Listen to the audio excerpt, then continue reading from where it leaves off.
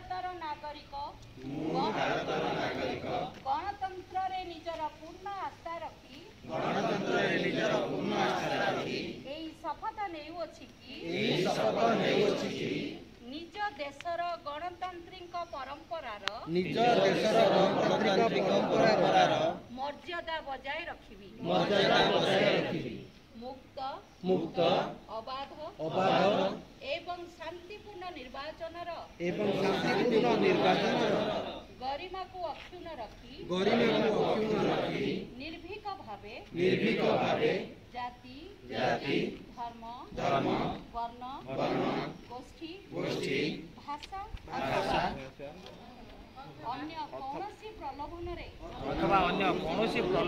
प्रभावित न होई आसंता मई 25 तारीख दिन निज मताधिकार साब्यस्त करिबी वंदे